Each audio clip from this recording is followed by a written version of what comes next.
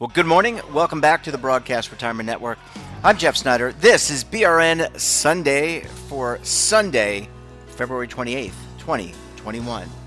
We've got another great show for you planned this week. We're going to be joined today by members of the media, academia, and financial services as we analyze all the news in retirement, markets, technology, personal finance, so much more. So sit back, relax, and enjoy this episode of BRN Sunday.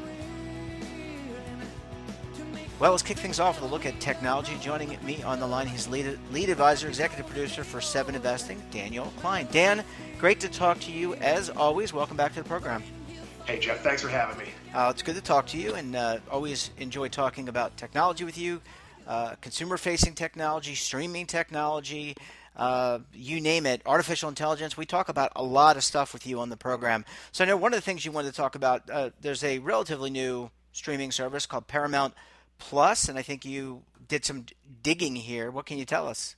Yeah, so I think we're going to hit streaming fatigue. So Paramount Plus is a rebrand of CBS All Access. And CBS All Access was something you needed if you really, really wanted to watch only AFC football games or you loved Star Trek. Those were pretty much the two draws. And Jeff, I don't know if you watched the Super Bowl, but there were a ton of ads for Paramount Plus. And let's just say they were underwhelming. They were like, oh my God, we've got Beavis and Butthead.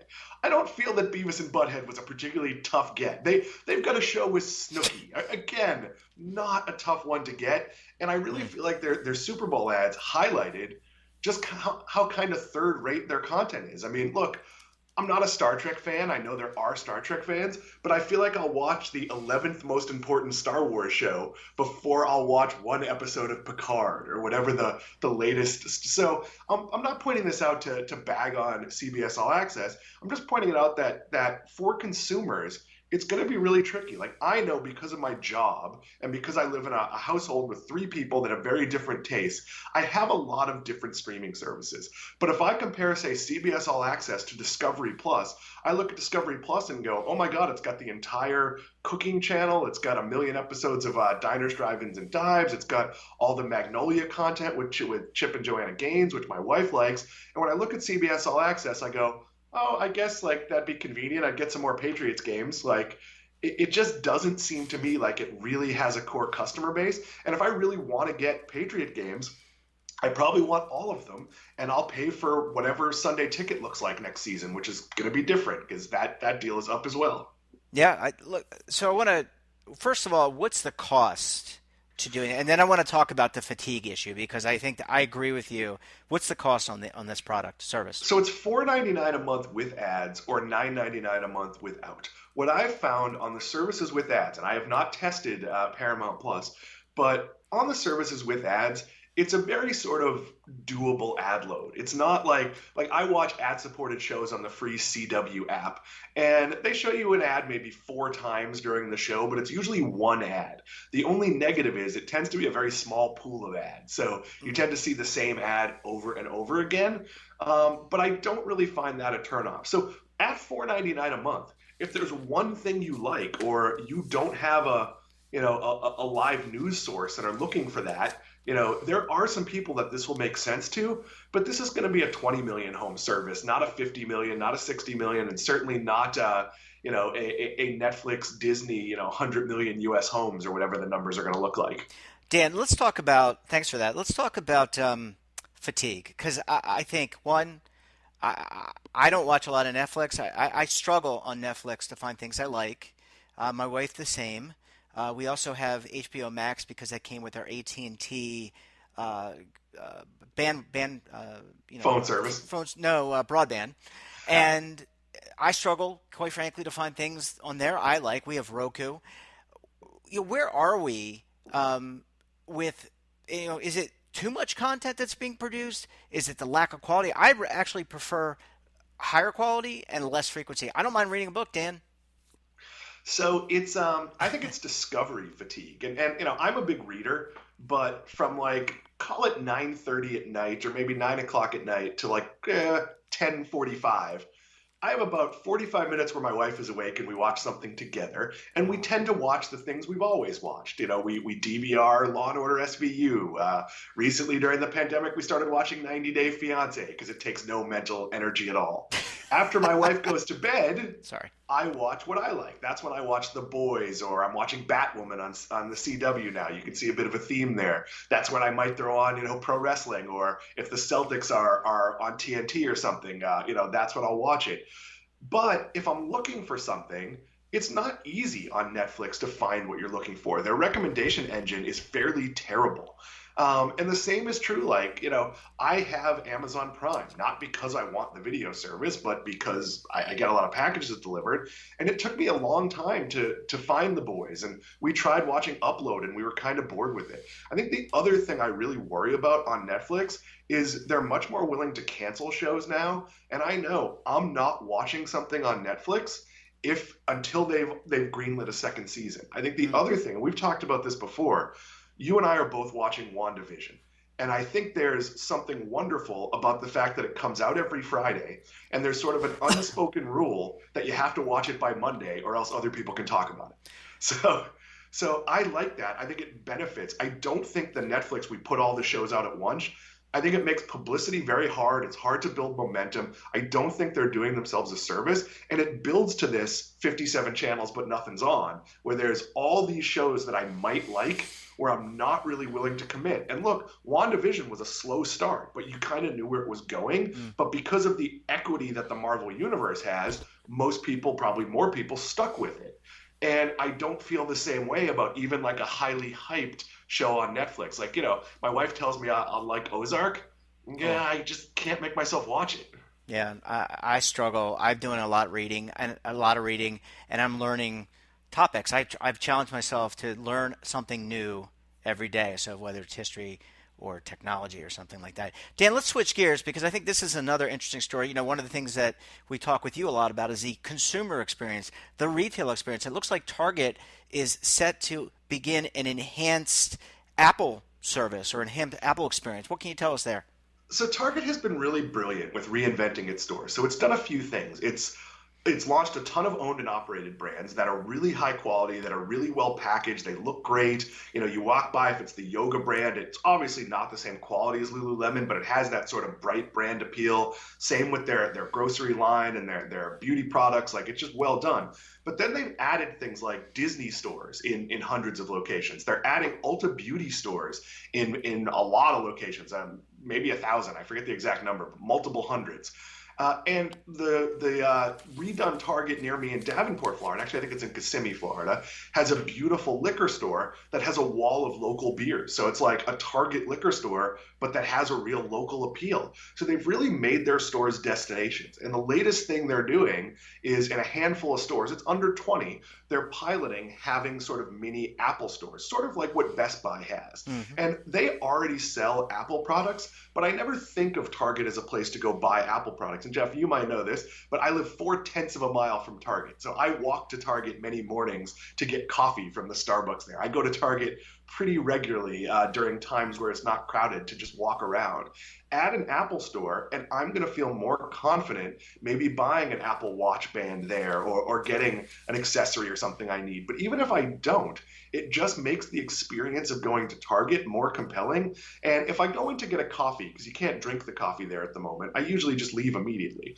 But if I go to just browse Target, it's pretty rare I don't come home with something. So if they're giving me a reason to come in, hey, I want to look at the new Apple Watch, that I'm probably going to leave with some paper towels or something to go with dinner, or a box of Count Chocula or whatever it might be. Count Chocula. And I'm picking the silliest thing I could think of. But they've just really done a good job of reinventing the store concept. And as we're seeing sort of like a death of the traditional department store, obviously Sears and JCPenney are both in big trouble. Dillard's is struggling.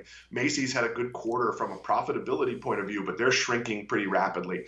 Target's kind of filling that void. And look, Walmart does a good job on a lot of things, but most Walmarts aren't all that pleasant to walk around. They're not well merchandised. They're not particularly clean. They smell like Subway, whether they have a Subway or not. Target, you walk in and everything is just a step above. Like, it's clean, well merchandised. You might get the coffee scent from Starbucks, but that's going to be about it. And I just think adding Apple, much like their association with Magnolia, with Chip and Joanna Gaines, that's a top tier brand. So instead of you thinking of Target as a place that's just sort of a bit below a Macy's, now it's like, oh wow, like Target has these number one brands like Magnolia, like Apple. I think it's a really smart play. Yeah, I was going to ask you, if we only got about 2 minutes left, but I wanted to ask you, to me, it sounds like the big players, it's always Walmart against Amazon, right? That's what you and I have talked about. Others people talk about. They're the big behemoths. But I feel like the number three position, Target, and they have really moved up in terms of what they offer. And to me, Apple is not it's kind of a more of a elite brand, almost like a luxury brand. It's not in some ways, but to me, if you have Apple, that's like a cornerstone. That's a big deal if you have that brand as part of your brand. Yeah, you've made a decision to spend more. Like I think that's really important. And it is a luxury brand. And I think of it as a big three. I mean, Amazon and Walmart are bigger than Target, but when Target bought Shipped, it bought a lot of capacity to do same day delivery. So it kind of cut the line a little bit. Hmm. Look, Amazon and Walmart are much bigger than Target. But if you had to ask me who are going to be the leaders in the US retail for the next 20 years, it would be those three. And there's very few others. I think Best Buy has done a really good job reinventing itself. I think Dick's Sporting Goods has done a pretty good job. There aren't all that many, and Target is a clear, maybe a tiny step below Amazon and Walmart, but a clear step above just about everybody else. Yeah, well, it's going to be interesting to see. I always like this battle, but it's nice to see that the experiences are getting better. So if you are a Target shopper, and by the way, Target shoppers are also Walmart shoppers. They're not just Target shoppers or Walmart shoppers. We all kind of go wherever there is the deal, the thing we want. Dan, we're going to leave it there. But as we're going to come back again on Tuesday, talk about technology. I'll have you back on, and we'll talk about some other really hot, pertinent issues. So until then, enjoy your weekend. We'll talk to you soon. Jeff, I'll see you Tuesday. Bye-bye.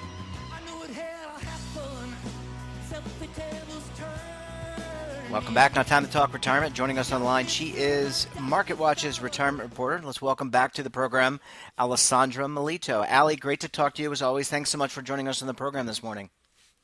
Yeah, absolutely. Thanks for having me. Yeah, well, it's always good to talk to you, and I love how passionate you are about retirement, and you're nowhere near retirement age, but I think that's awesome, and I hope that we can collectively inspire more people to think about retirement and savings before they get to retirement. So, Allie, I know you read a lot of pieces each and every week, but what's top of mind this week for you?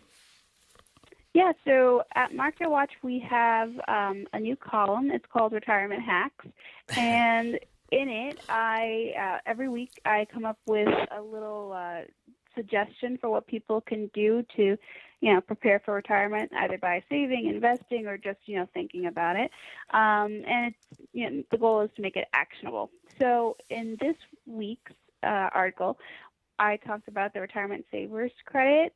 This is a tax credit that doesn't apply to everybody, of course, because the limits are pretty low as far as earnings. But because of 2020 and everything that's happened in that year, what with unemployment and lost wages and, changing to part-time work, some more people may be eligible than usual. So essentially, what this means is that the Savers Credit is something available to people who contributed to either an employer-sponsored plan, like a 401k or a 403b, or an individual retirement account, also known as the IRA. The limits are kind of low. There are various percentages that you can get for this credit. So, for example, say a taxpayer is married, filing jointly, they would get a credit worth 50% of their contribution if their AGI last year was no more than 39%.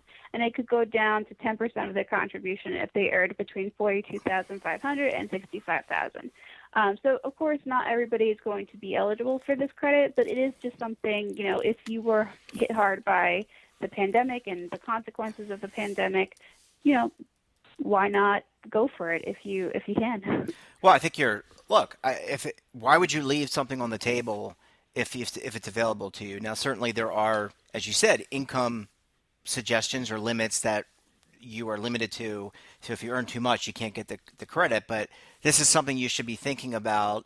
You should always be thinking about saving for your future, but this is something you should be thinking about taking advantage of, right? If if you haven't. I mean, this is something that's been around since EGTRA in 2000. And I remember EGTRA, the Economic Growth Tax Reconciliation and Relief Act. That was a huge set of retirement changes as well as tax changes. But this is really an important component. And for those people out there filing for taxes in the next couple months, this is something they should be thinking of. Yeah, and I mean there is that extra caveat. You have to have contributed to a retirement account, and if you lost your job, that's not always possible. But the pandemic did start, at least in the U.S., sometime around March, so you might have contributed something into your employer-sponsored plan before then, or you might, in order to fund an individual retirement account, you have to have earned income, but you might have done that too. Plus, with IRAs at least, you get up until the tax filing deadline to contribute to an IRA. So you can essentially put some money away now for last year's IRA if you haven't yet filed your taxes. So there are some ways that you can still take advantage of this if you haven't yet. But yeah, it's just an extra tool when we were all affected in some way, shape, or form from this pandemic to make the most of your situation.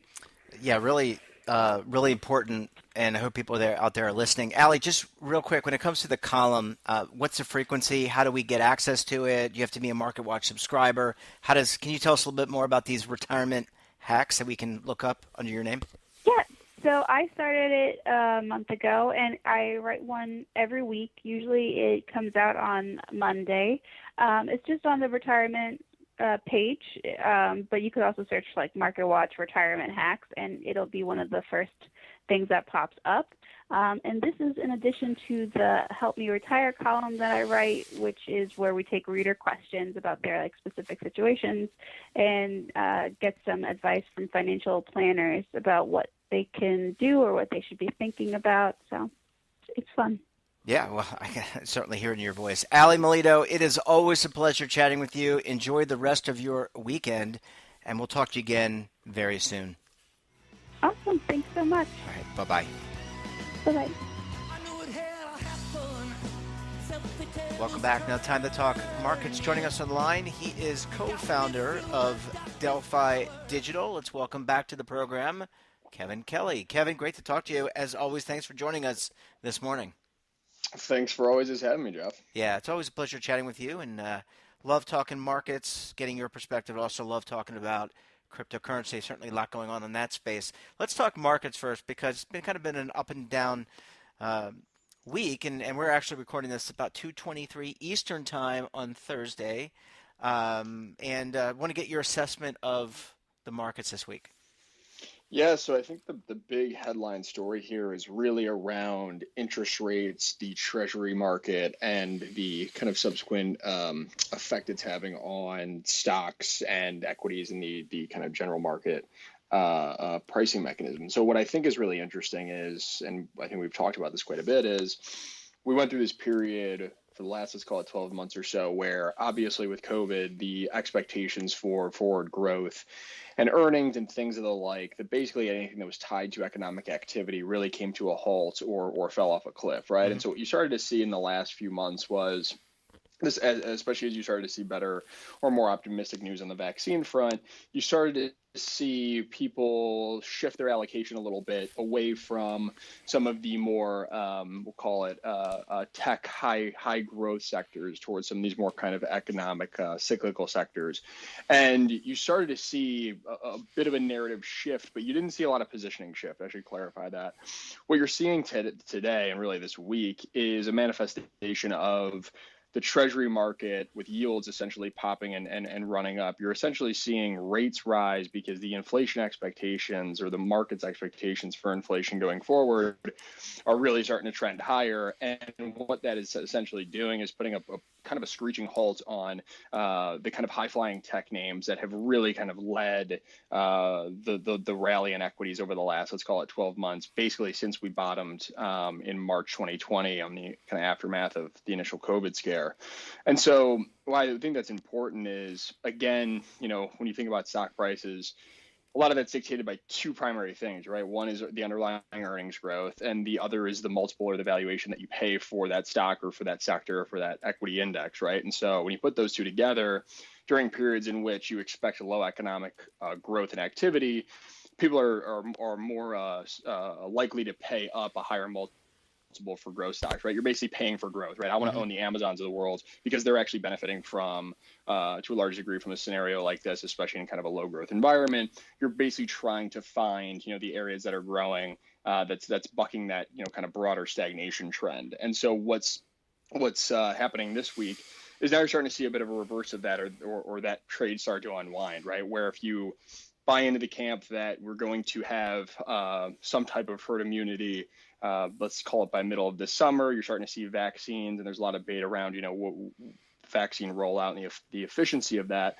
But if you're in the camp of vaccines are going to get us back to a quote unquote period of normalization faster than initially expected, then you as an investor would rotate into some of these kind of beaten down names that have simply been, some of which have been kind of left for dead because they really only benefit when you have an economy that's up and running and there are no kind of major headwinds like a global pandemic, right?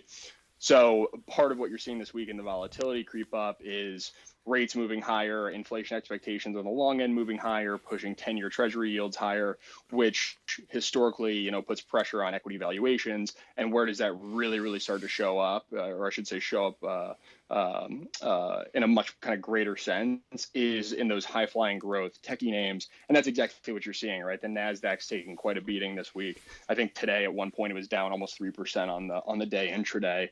And so, a lot of this story, long story short, is really just a rate story. Yeah. So, Kevin, people out there watching this, and again, we're really talking about long-term investing. We always talk about long-term investing, not the short rotational investing that a lot of institutional investors do. But when you think about a portfolio, let's just say the average portfolio, typically a 60-40 split. That was the rule of thumb, at least when I was in the business. Maybe it's no longer anymore. Maybe it's higher, maybe it's lower, whatever. What should people confer from this? What should they take away from this volatility, this rise in rates, the potential for inflation, the return potentially to normalcy? I mean, that's a good thing, but do they, and we're not going to give investment advice here, but is it something where you take a re-look at your portfolio and look at your managers, if you were using mutual funds or ETFs, and say, hey, am I in the right spot, and should I be talking to somebody? Long question. Yeah, I mean, it's a very good question though, and again, I'll preface to your point, certainly not investment advice and not a fan of the day trading activity. But what I will say, and this isn't trying to conjure up any fear mongering or anything to that degree, but what I will say is what's interesting about the dynamic we have right now in the we'll call it the two major markets, right? You talk about 60-40 portfolio. Let's say we got 60 in stocks and 40 in bonds, right? Bonds themselves, when you have this environment in which inflation expectations are moving higher and you have yields and rates moving higher, that is a negative or a headwind for bond prices, right? Because as yields rise, bond prices are falling. They're inverse to one another.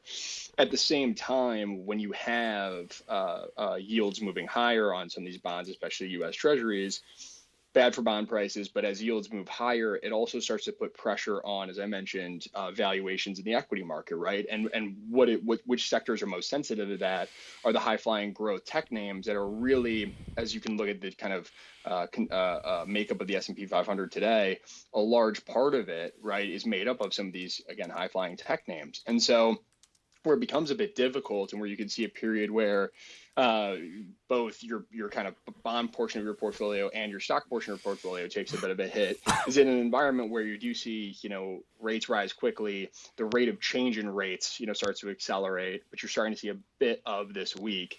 And you start to see bonds sell off as well as a large cohort of your kind of big growth tech names, right, which are large portions of these large cap indices.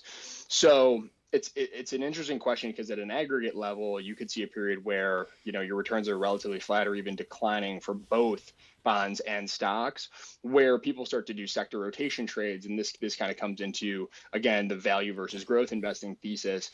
This type of environment, though, where you have, expectation for inflation rising, growth expectations rising, and you have more optimism about some type of normalcy coming back into the economy, your kind of quote unquote typical value names, right? The ones that are really kind of dependent on or very cyclical with the economy, those are the names that you would expect to actually start to do well in these conditions, right? Or outperform. And so, again, depending on how you're positioned, that'll probably dictate, to a decent degree, let's call it over the next 3, 6, maybe even 12 months, how the performance of your portfolio is. And it's not so much to say you need to rotate out of growth or into value or anything like that, but it's more so to put context around, if you see the economy coming back in full force, or there's more optimism, it can be kind of confusing where you say, well, my portfolio is down even though conditions are getting better, right? And that's, I think, where a potential disconnect may come in, where people are looking at, again, their portfolios and saying, I would expect, at least the stock portion of my portfolio to be higher,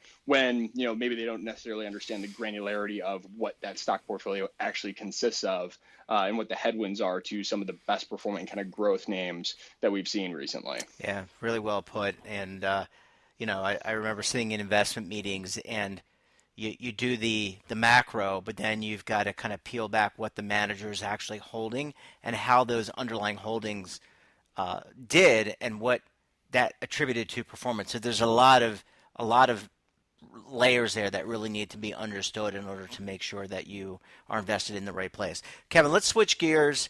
Let's talk cryptocurrency. And I know it's we've watched this meteoric rise to 50,000. Last time you and I chatted, I think 40,000 was the number. Now we're closer to 50,000. I know there's been some volatility there. What's the latest on crypto? I've been reading a lot of stories about institutional adoption, but why don't you lay it all out for us? Yeah, I mean, big headlines this week. Part of what you're seeing in the latter part of the week is more information around Coinbase's S1 filing, right? So they're actually be going the kind of direct listing route, but Coinbase is going to be a publicly traded company, long story short. And so they filed an S1, which gave a kind of first look at some of the hard numbers and the financials behind Coinbase, right? And so what's interesting is right now, when you look at kind of private transactions, and it's a little difficult to pinpoint, but right now, Coinbase, when it goes public, is valued or expected to be valued right around $100 billion, right? Which is obviously a very significant, that's a massive size, right? That puts you right up there with the mega caps of the S&P 500 type world, right? You're playing with the big boys at 100 billion. And the question is, it's making over $1 billion a year annually in revenue. People are trying to basically draw parallels to what's going on within the crypto space, what's going on within the DeFi space, any type of exchange activity that's going on, and basically trying to draw parallels to what valuations potentially could be within crypto, right? That's kind of one part of it. I think the bigger part, and you alluded to this, is just you continue to see more and more adoption, and you just continue to see the crypto and digital asset space in general really continue just to capture more mind share from traditional finance, right? And I can point to at least a dozen examples even within the last month or two of people who I know who are kind of made the transition or the jump into the crypto space.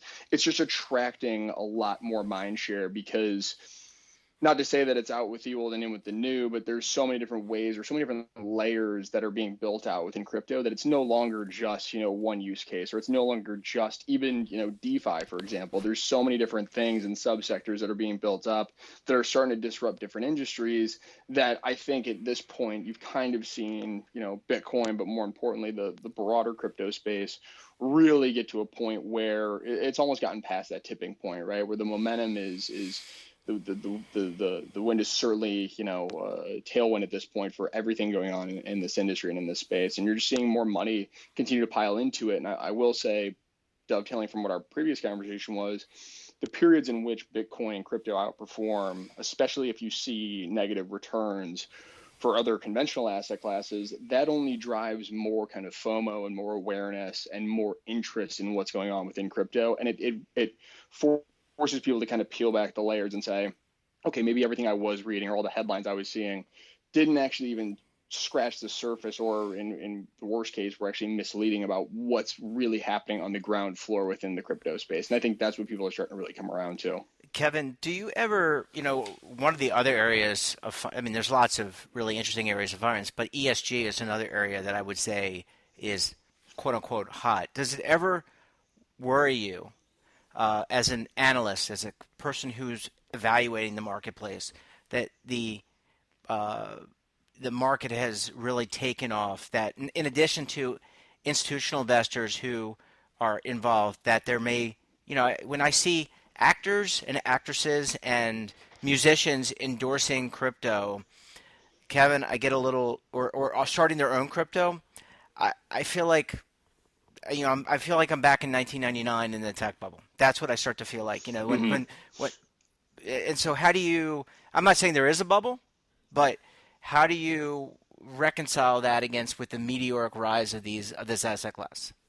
Yeah, no, 100%. It's actually a very, very important. It's a very important point too to what you bring up, is that you're seeing, and I'll describe it this way: you're almost seeing more frequent, I'll put them as hype cycles within a broader crypto context, right? So there's different subsectors of this market. I mentioned DeFi, that was obviously and continues to be a huge part of what a lot of people are focused on within crypto. You're seeing these other subsectors or pockets of this market start to pop up. As of recent, what you're alluding to is a lot of the speculative activity going on in the NFT space, right? With non-fungible tokens and digital art. And while I certainly think that there's a lot of very overpriced assets within that market, it's almost, if you want to draw the parallel to what happened with tech, it's almost as if, you're seeing these cycles where people get really excited about what this tech can do, right? You have prices shoot up as you have a lot of speculators come in. Some are therefore, just speculating, trying to make a quick buck.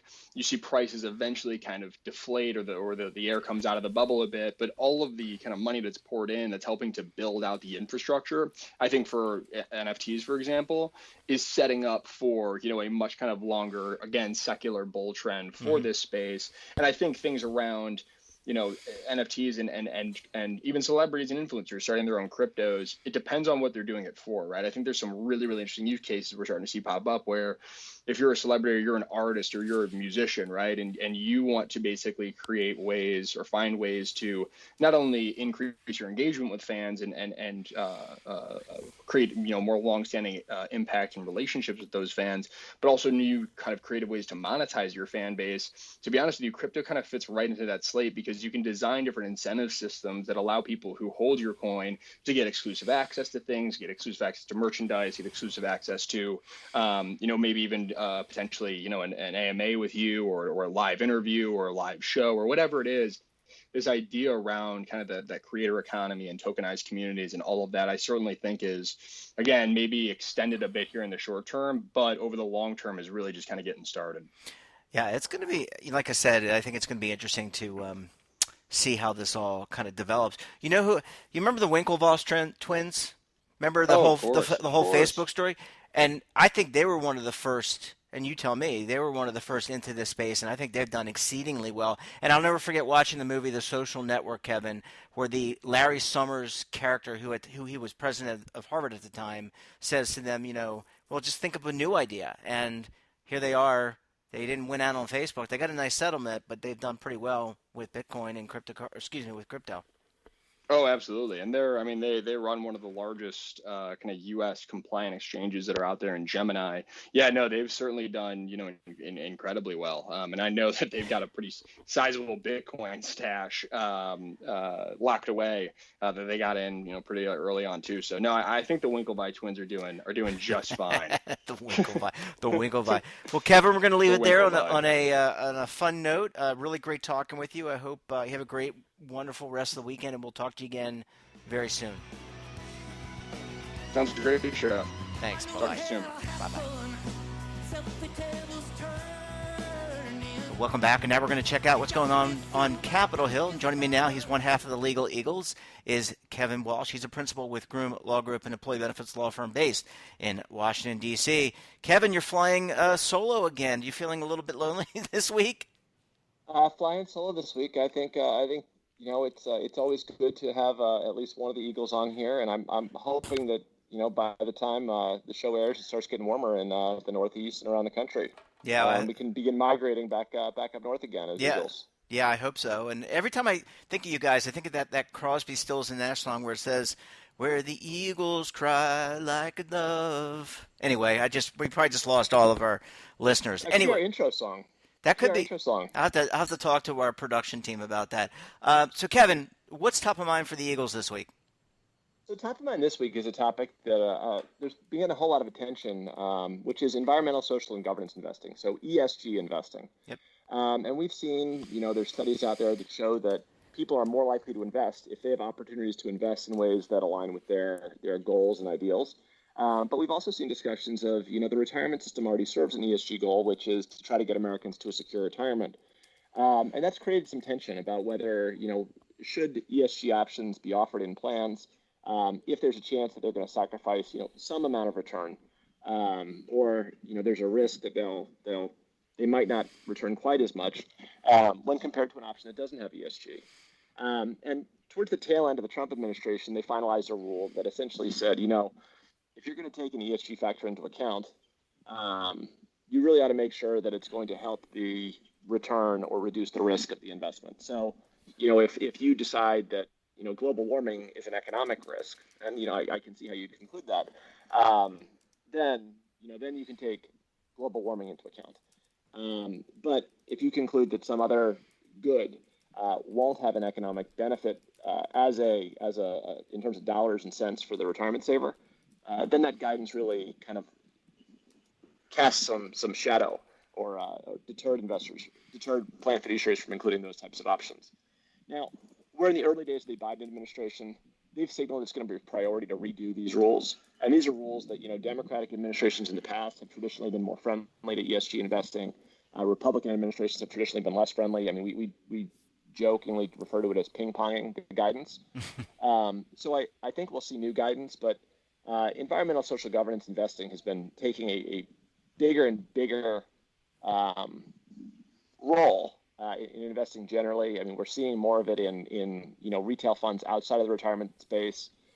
We know BlackRock has a number of ESG products, and other financial institutions are doing the same because, as I said at the beginning, there is a sense that people are more likely to invest if they have options that align with their goals and visions.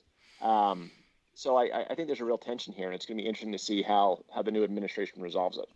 Kevin, let me ask you a question. You and David, and I know you're not going to speak for David, but just generally speaking, you guys are in committee meetings. You're regularly talking to clients. How are they processing, or what is the process that they are using, just broadly, generally, to evaluate whether or not to include ESG? Is it getting feedback from participants? Is it, hey, what are we doing on the pension plan or with our endowment? Because you guys are working with all different types of clients, not-for-profit, higher education, government, right? So is there a general sense for how people are taking this information in and saying, okay, well, we want to explore this?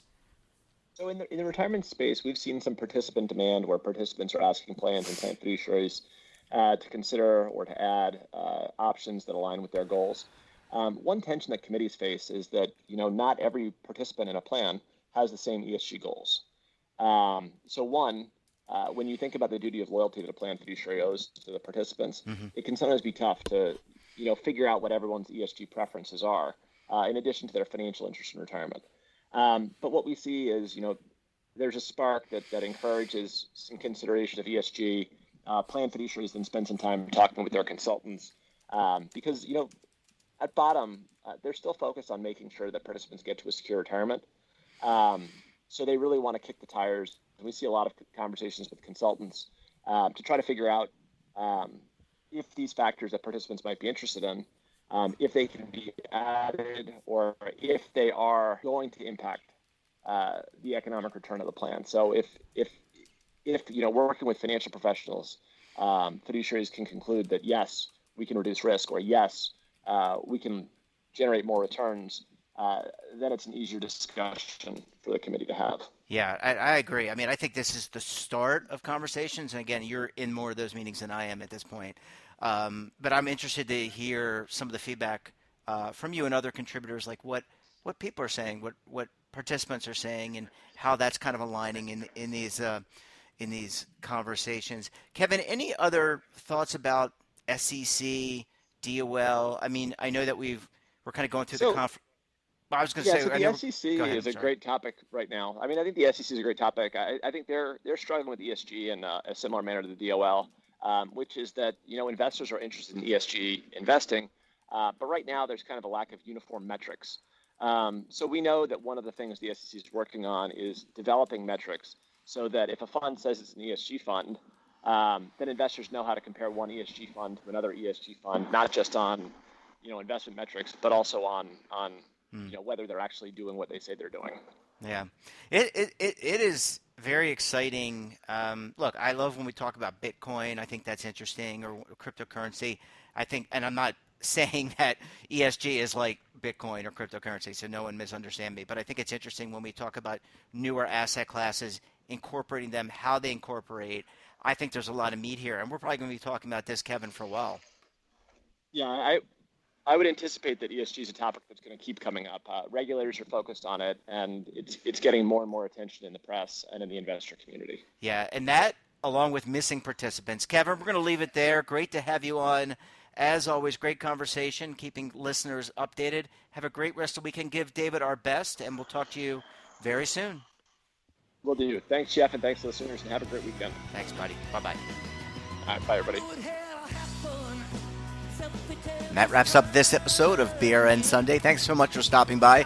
Don't forget, we're back again tomorrow for BRN AM. I'll be joined by Andrew Cohen. He's Director of Office of Financial Readiness at the Office of the Undersecretary of Defense. You're going to want to check it out. So until then, I'm Jeff Snyder. Stay safe, keep on saving, and don't forget, roll with the changes.